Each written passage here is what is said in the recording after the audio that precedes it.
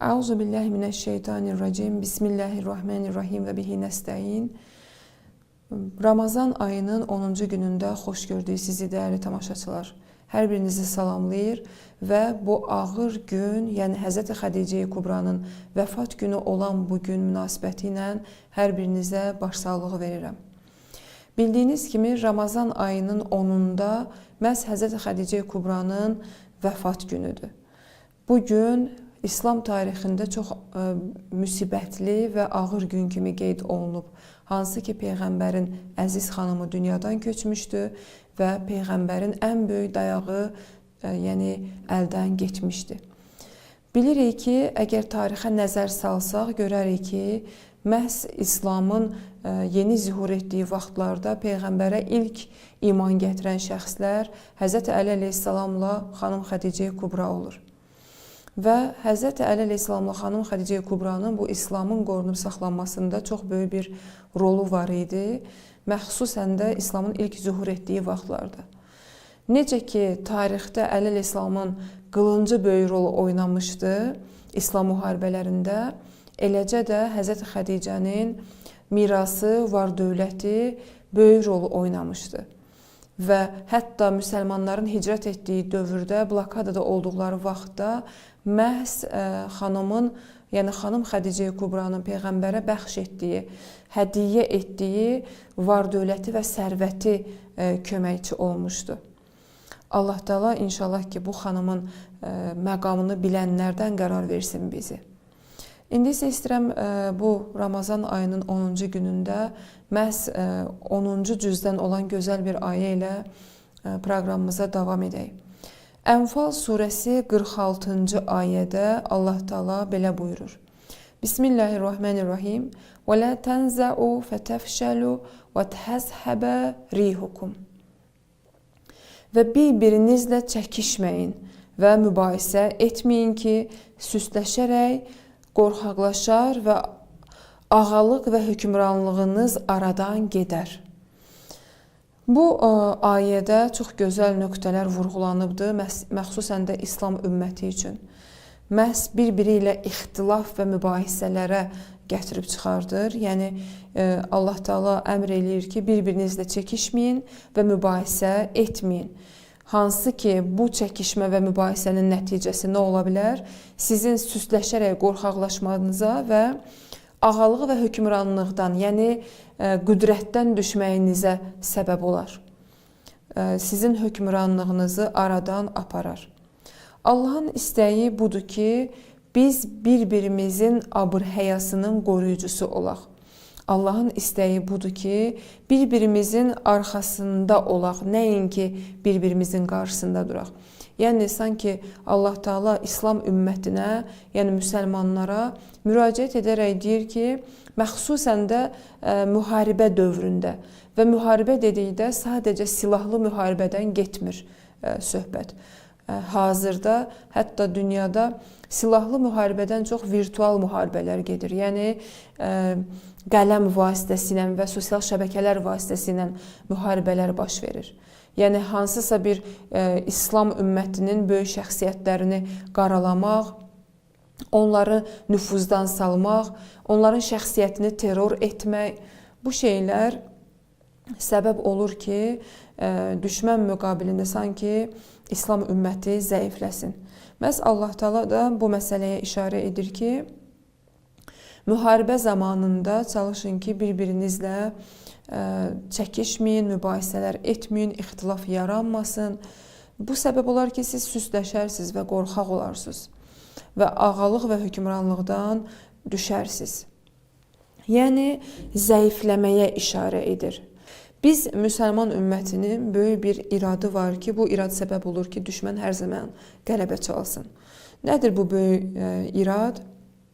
İrad bundan ibarətdir ki, biz müsəlmanlar öz aramızda məzhəblər arasında ixtilaflar bəzən səbəb olur ki, biz qəflətə düşək, qəflətə düçar olaq, hətta eyni məzhəbdə olan şəxslərin arasındakı Qruplaşmalar, bir-birinə qarşı yəni düzgün olmayan rəqabətlər, tənqidlər və bir-birinin ayağının altını qazmaq desəm daha yaxşı çıxar.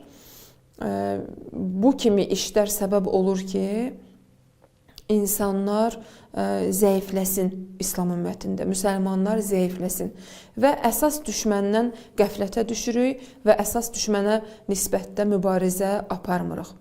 Allah bu ayədə deyir ki, həmişə, xüsusilə də müharibə zamanı təkidlə mübahisədən, ixtilafdan çəkinin, ta ki zəifləməyəsiz, ta ki qüdrətdə qalasınız. Bəs deməli, bugün məxsusən də sosial mediada, sosial şəbəkələrdə baş verən hadisələr, bir-birini zəiflətmələr, bunlar səbəb olur ki, düşmən öz planlarında, proqramlarında müvəffəq olsun. Bizi Allah dəvət edir ki, bu işdən çəkinək. Yəni, bir-birimizə narahatçılıq törətməkdən, bir-birimizə zərbə vurmaqdan çəkinək. Və əməl üçün isə hansı nöqtələrə diqqət yetirməliyik, hansı işləri görməliyik? Məsələn, iş yeri, ailə və yaxud müxtəlif məkanlarda ki, müsəlmanların çoxluq təşkil etdiyi cəmiyyətdir, bir-birimizin ayağını çəkməyək, bir-birimizin quyusunu qazmayaq, ixtilaflar baş verdiyi zaman məsələlərin həllinə çalışaq. Nəinki hansısa bir iradı qarşı tərəfə deyəndə tez onun şəxsiyyətini məhv eləməyə çalışsın, aradan qaldırmağa çalışsın. Həqiqətdə baxırsan ki, bəzən qruplar arasında, insanlar, müsəlmanlar arasında bir məsələnin həll yolunu tapmaqdansa bir-birini aradan aparmağa çalışırlar və yaxud bir-birini məhv etməyə, zəiflətməyə çalışırlar. Bu, İslam ümmətinə xələl gətirər. Bəzən biz elə bilirik ki, düşmən sadəcə əlində silahla bizə yaxınlaşan şəxslərdir. Amma bu belə deyil. Həqiqətdə bugün virtual aləmdə daha çox biz düşmənin mübarizəsini və müvəffəqiyyətini görə bilərik. Nəyə görə? Çünki bu sahədə biz tez aldanırıq, tez inanırıq və tez qəzavətlərə düçar oluruq. O yüzden də biz bu şeylərə diqqət yetirməliyik. İkinci nöqtə budur ki, dəyişmə olsa, ixtilaf olsa, bir-birimizlə yəni aramızda hansısa mübahisələr düşsə, tələsik qərar verməyək və səbr edək, ən azı qısa bir müddət səbr edək, dərindən nəfəs alaq və yaxşı uyğunlaşan sözlərdən istifadə edək. Yəni bir-birimizin uyğunlaşması üçün hansısa düzgün sözlərdən, ifadələrdən istifadə edək. Üçüncü məsələ əməl etmək üçün, yəni bu sahədə müvəffəq olmaq üçün, bu ayə ki bizə buyurur, o məsələlərdə müvəffəq olmaq üçün naümidlik və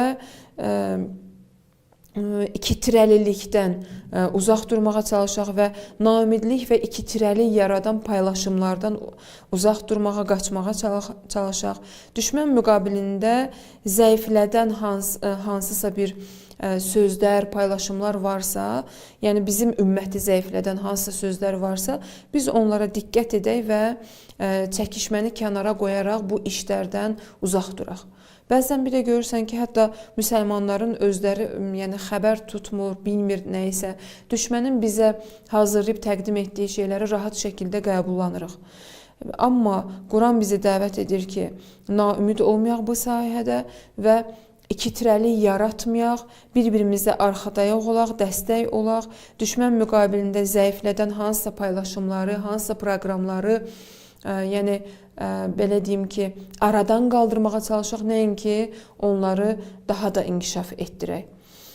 Bəs bugün yəni oxuduğumuz ayədə əsas nöqtələr bunlar idi ki, məhz həmişə xüsusilə müharibə zamanında təkidlə mübahisə baş verdiyi zaman ixtilaflardan, bir-birimizin ayağını çəkməkdən uzaq duraq və bizim ümməti zəiflədən şeylərdən pəhriz edək. Və əməl etmək üçün də bir çox nöqtələr qeyd etdik ki, onlara əməl edək ki, bu sahədə sabit qədəm olaq və müvəffəq olaq. Bugünlük sizə Allaha əmanət edirəm və əssalamu aleykum və rəhmətullahi və bərəkətuhu.